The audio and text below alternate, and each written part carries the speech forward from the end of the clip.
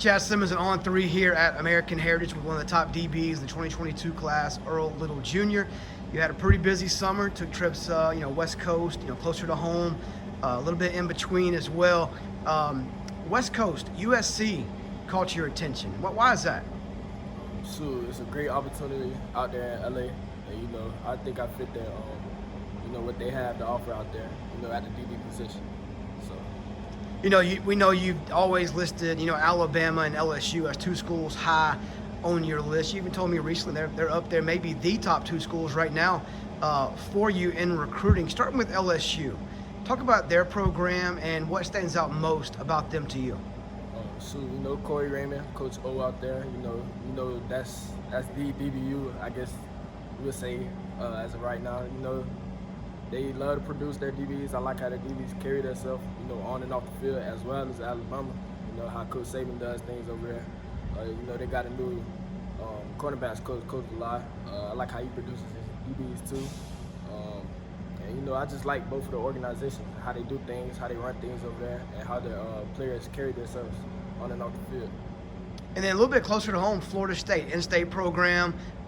They've had some good momentum this summer as far as recruiting goes. I know a lot of eyes will be on them this fall, how they progress under Mike Norvell. But what about Florida State makes them at least a contender for you? Like you said, they're close to home. I feel like I have a great opportunity, if I go there too.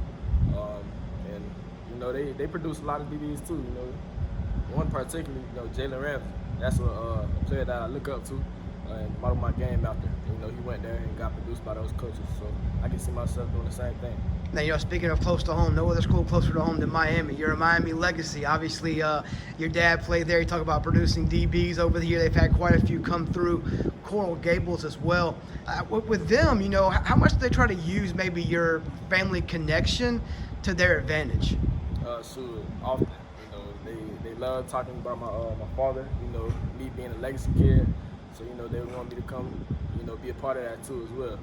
So. What's next for you? Like, where do you go from this fall? I mean, do you have dates set to commit? Do you have an idea of when you'd like to commit? Will you ride this thing all the way until the early signing period? What's your plan?